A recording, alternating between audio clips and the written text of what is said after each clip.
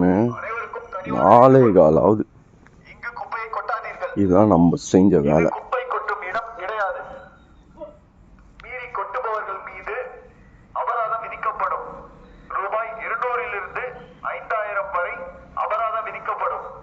குப்பையை கொட்டாதீர்கள், இது குப்பை கொட்டும் இடம் கிடையாது, மீறி கொட்டுபவர்கள் மீது அபராதம் விதிக்கப்படும்.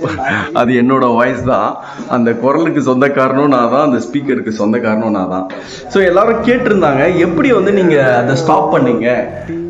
நாங்கள் 19 வருஷம் ட்ரை பண்ணிட்டு இருக்கோமே, எங்களால் முடியல, அது எப்படி நீங்கள் ஸ்டாப் பண்ணீங்க அப்படின்னாங்க. அது ஒரு நாள் 2 நாள் முயற்சி கிடையாது, கிட்டத்தட்ட 1 வருஷம் 1.5 வருஷம் முயற்சி. அது நானும் என் ஒய்ஃபும் ஒரு நாள் டிசைட் பண்ணோம். ஓகே, மக்கள் குப்பை கொட்டிகிட்டே இருக்காங்க, கார்பரேஷன் எம்ப்ளாயி க்ளீன் பண்ணுறாங்க, நெக்ஸ்ட் டே இவங்க குப்பை கொட்டுறாங்க, இது கண்டினியூஸாக ஆகிட்டே இருக்கு, இதுக்கு ஏதாவது ஒரு சொல்யூஷன் பெர்மனெண்ட்டாக நம்ம சொல்லணும் அப்படின்னு சொல்லிட்டு என் ஒய்ஃப் சொன்னாங்க. குப்பை ஃபுல்லாக க்ளீன் பண்ணிவிட்டு நம்ம அங்கேயே உக்காந்துடலாம், காலையில் 6 மணிலேருந்து நைட்டு 11-11:30 வரைக்கும் இருக்கலாம்ப்பா, மாற்றி நம்ம ஒரு 2 நாள் அங்கே இருக்கலாம் அப்படின்னு சொன்னாங்க. ஸோ அங்கே 2 வீலர் போட்டுட்டோம், காரை போட்டுட்டு நானும் என் ஒய்ஃபை மாற்றி பார்த்துக்கணும். வரவங்களெல்லாம் குப்பை கொட்டாதீங்க, இது குப்பை கொட்டுற இடம் கிடையாது அப்படின்னு சொல்லியிருந்தோம். அங்கே போர்டும் காமிச்சிருந்தோம். பட் அந்த போர்டு யூஸ்ஃபுல்லாக இல்லை, ஏன்னா அது கொஞ்சம் லாங்கில் இருந்தது, எங்களுக்கே விசிபிளாக இல்லை அந்த போர்டு. தென் நான் கொஞ்சம் ஆசை நடந்துக்கணும். நான் ஃபர்ஸ்ட் மன்னிப்பு கேட்டுக்கிறேன், நான் அவங்களை ஹர்ட் பண்ணுவோன்ற இன்டென்ஷனில் நான் பண்ணல. பட் மக்களின் ஆதரவோடு தான் இதை நாங்கள் சக்ஸஸ்ஃபுல்லாக இதை அக்கம்ப்ளிஷ் பண்ணியிருக்கோம். இந்த இடம் இவ்வளோ க்ளீனாக இருக்குன்னா அதுக்கு மக்கள் தான் முழுக்க காரணம். தென் எங்களுக்கு கார்பரேஷன் எம்ப்ளாயி ஹெல்ப் பண்ணாங்க. இன்ஸ்பெக்டர் மிஸ்டர் பொன்னையன், அப்புறம் அஜய் அவர்கள், மிஸ்டர் வினோத் அவர்கள், அப்புறம் தேவி மேடம், இவங்கெல்லாம் யாருன்னே தெரியாது. டேனியல்னா யாருன்னு தெரியுமா? டேனியல்னா யாரும் தெரியாது. நான் இவங்க கிட்ட இருந்தெல்லாம் ஹெல்ப் வாங்கினேன். நீங்கள் வாங்க, ஒரு 2 நாள் எனக்கு க்ளீன் பண்ணி கொடுங்க, 3rd டேலேருந்து நான் மக்களை குப்பை கொட்டாத மாதிரி நான் உங்களுக்கு ரெடி பண்ணி கொடுக்குறேன் அப்படின்னு நான் ப்ராமிஸ் பண்ணேன். அதே மாதிரி தென் என் வைஃப் சொன்னாங்க, இந்த மாதிரி ஸ்பீக்கர் வைக்கலாம்ப்பா அப்படின்னு சொல்லிட்டு. அந்த ஸ்பீக்கர் என்னன்னா, யாரோ ஒருத்தவங்க இன்ஸ்ட்ரக்ஷன் உங்களுக்கு கொடுக்குற மாதிரியே ஃபீல் பண்ணாங்க மக்கள். அதனால குப்பை கொட்டதான் அங்கே ஸ்டாப் ஆயிடுச்சு. சம்டைம்ஸ் என்ன ஆகும், 3:30 மணி 4 மணிக்கு குப்பை கொட்டுவாங்க. ஸோ அவங்களுக்காக என்ன பண்ணோம், நம்ம 4 மணிக்கு என்ன பண்ணோம், ஒரு 2-3 டேஸ் 4 மணிக்கு வைக்க ஆரம்பித்தோம்.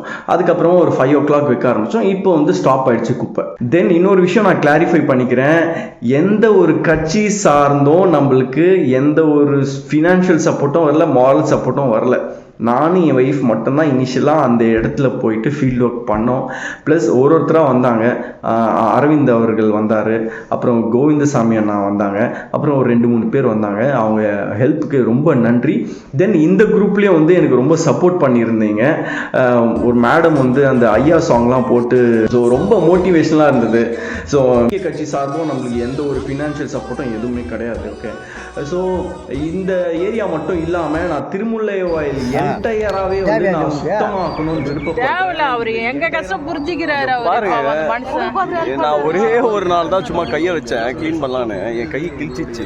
நாங்கள் வருஷம்ல இவங்க எல்லாம் என்னோட இன்ஸ்டா பேஜை ஃபாலோ பண்ணிக்கோங்க. அன்னெசரியாக எதுவுமே இல்லை, அதில் எல்லாமே நம்ம சொசைட்டி பேஸ் பண்ணி தான் போட்டிருப்பேன். நம்ம திருமுல்லைவாயிலில் இருக்கிற அந்த குப்பை பிரச்சனையும் அதில் போட்டிருப்பேன். ஸோ ஃபாலோ பண்ணிக்கோங்க, எனக்கு சப்போர்ட் பண்ணுங்கள். கண்டிப்பாக ஒரு நாள் திருமுல்லைவாயிலில் ஒரு சூப்பர் சிட்டியாக மாற்றலாம். Okay, and thanks for your support and thanks all.